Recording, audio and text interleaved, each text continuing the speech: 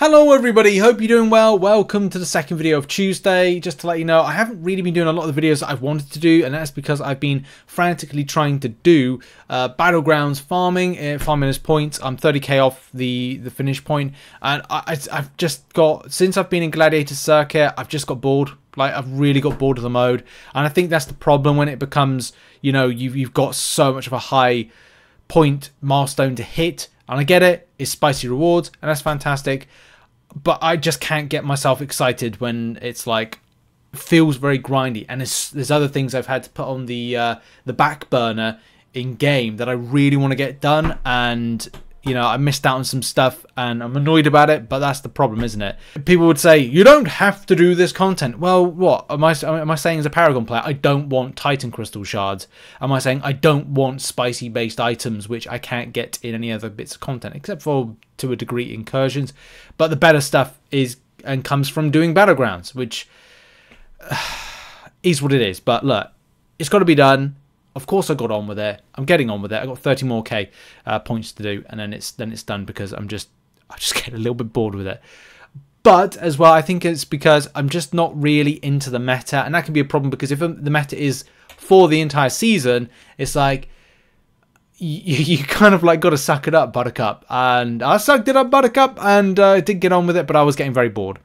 But in any case, positives moving forward. Commandment revealed 3 seasons, season 13, 14, and 15, information of some of the nodes. We're going to go over some of those, and as well, you know, look at some options for it. I'll do a more kind of like broke down video, but do bear in mind, you know, the new season doesn't come out to next week. My birthday's on Monday, and I was thinking, like, what was I going to do for a birthday stream?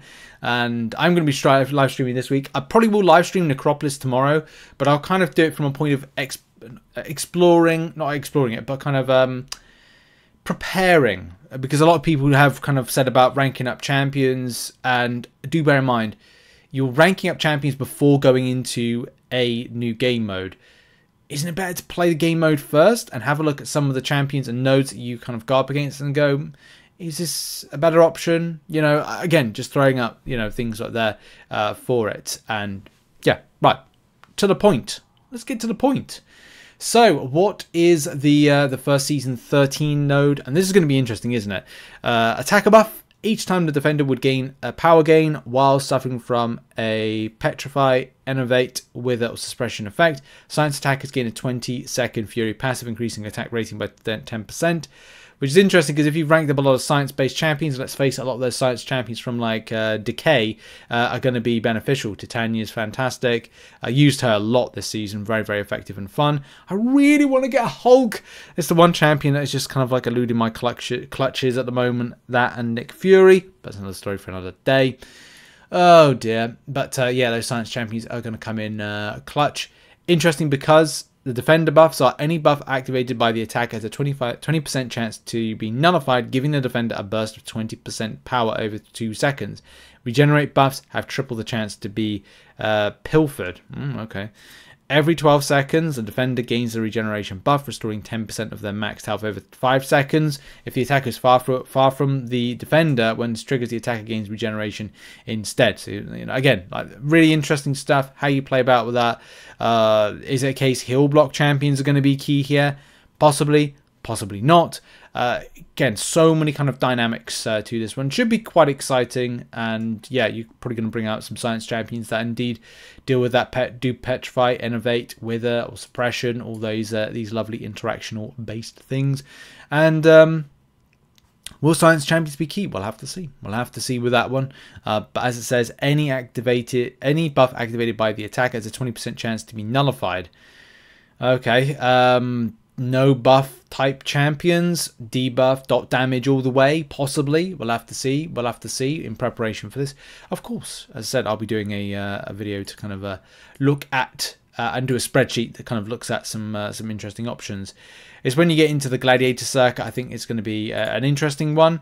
As again, same principles, but then force of will. The defender is immune to ability actually passives and debuffs. Oh dear, that could be some fun interaction for week 1 and 2. And then I think there's an increase there on the focused nullify regeneration. and then weeks 3 and 4. Buffet over time. When an attacker triggers a buff, it immediately nullifies, and the defender gains a regeneration buff. So there's going to be some interesting stuff, and I think this kind of power gain, the defender gains power gain buff, powerful from afar. Then that's going to mean that you're going to have to play into the science-based Innovate, Wither, and Petrify elements. So break out your Immortal Abomination, to name but a few in this particular situation. And now on to Season 14. This one's interesting because this now puts into more hashtags. Kabam love them hashtags from time to time. So this has got Red Scar. Every time an offensive dot champion applies a damaging effect with a duration, they gain a 50% vicious buff lasting 20 seconds. Oh, vicious. Or vicious also enhances damaging passives and burst effects. So one of my favorite champions to use is Wiccan. Wiccan has passive passive Incinerate. And all kind of like, you know, champions that do passives can be very good. The reason I mention that is like, well, you could do in defense you could throw on like a debuff shrugging champion, or you know, damage over time, like Baron Zemo in defense, cleansing all the time type element to it. Possibly not. Use Iceman on offense for stuff, kind of improving damage like that. Possibly not. You've also got power. Is that Power Shield? But is that Power Shield? Oh, interesting. So Polka Dot Power both. The attacker gains no power from landing or receiving attacks. Instead, they are granted 12% of a bar of power while the defender is suffering from a damaging effect. So you have to do that. The attacker's basic attacks deal no damage, but they generate power. And special attacks deal 400% more damage. That's going to be interesting because if you've got champions that are quick to build power, then you could find yourself kind of like doing, you know, just playing into that type element. Oh yeah, silly me, I just remembered that it's like we've got to go into game because we've got to go to the tags.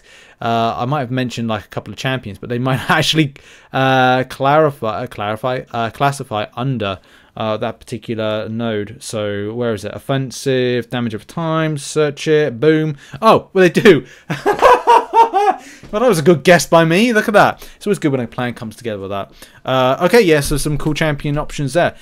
Shuri, Mysterio, Nick Fury. Damn, Nick Fury's always there kind of like taunting me there. But Gore on offense for once instead of defense, possibly. Mojo, of course. That's another kind of great option.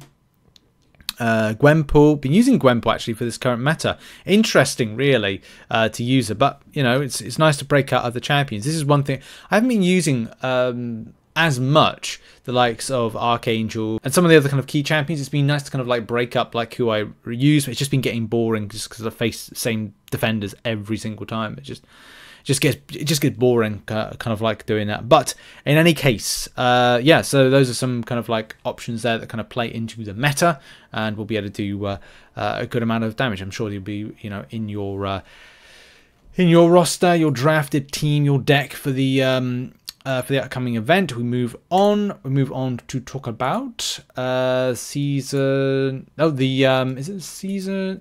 The Gladiator Circuit ones. So what befalls us this time? Well, there's Hurt Locker using the same type of Hurt Locker. So you've got to make sure you don't do the same special attack in a row. That can be very, very annoying, but I'm sure we'll find a way to kind of like get past that.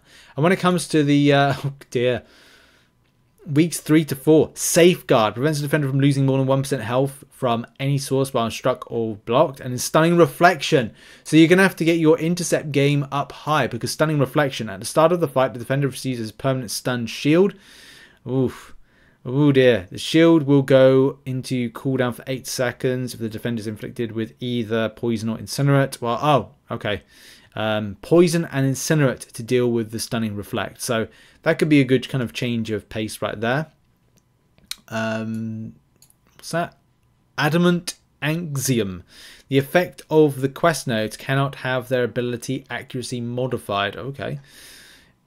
Got to be careful with who you put in as your attacking options then. That's of course got to be a thing.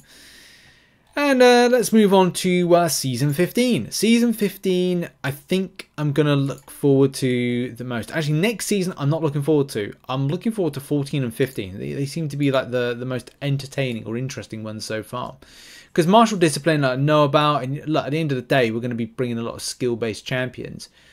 And it's like skill attackers, land purifiers, all damaging debuffs on them. Like, it's just Kingpin Fest, Valkyrie, Baron Zemo. Do I have Baron Zemo? I kind of think to myself, do I have some of these champions? I don't think I do. I don't think I've got Baron Zemo, but if I... Yeah, well, that's going to be an option I've got to take further up. Honestly, I do have Baron Zemo. But if I haven't, I'm like, why did I think I had him? No, I don't. I honestly thought I had him. Oh, no, I do have him. That's the one on the list to rank up, amongst others to rank up. So I'm probably just prepared for that after Cyber Weekend, once I know, what I'm getting, what I've got, and stuff like that. Interesting. Okay, when the attacker gains a pass the buck, when the defender gains a bar of power, they're inflicted with a power sting debuff. Obviously, you want to intercept to get rid of that and have shrug off for it.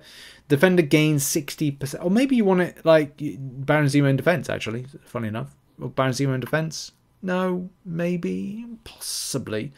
The defender gains 60% combat power rate while above 1 bar of power, but suffers 80% combat power rate while above. Okay, so 100% while below 1 bar. Okay, so you need to kind of play into that a little bit more. And be very selective with your power throwing. Is it going to be 80%? No, is it going to be throwing SP1s? Quite possibly throwing SP1s. Maybe yes, maybe no. Again, we'll dissect this at a later date. And when it comes to the Gladiator Circuit side of things, what else have we got? So we got encroaching stun. Every 20 seconds the attacker becomes stunned for 3 seconds unless they are performing a special 1 or special 2 when the timer expires. During the stun, the attacker's armor rating is doubled. So yeah, you just gotta throw special attacks at the right time, looking at the thingamajob, the timer, or having stun, immune, or debuff shrugging options. So it could be like debuff purifying, like Baron Zemo, for example, Kingpin, for example. Loads of other champion options, not just them. Is it Black Cat, Jabari Panther? So many different options. But as I said, we'll do a little kind of infographic on that near the time. This is like nearly 3 months away, so it's interesting to note this. Kabam are trying to get up ahead of the game because they will probably be taking time off around the Christmas period because it's Christmas and people take holiday apparently. Anyway. Weeks 3 to 4, whenever the attacker dodges, chum the waters, dodges an attack. Both champions inflicted with a heal block debuff, taunt debuff, lowering. Oh, it's that usual kind of get 3 debuffs on you. Probably want debuff purifying champions for that. And again, another great option.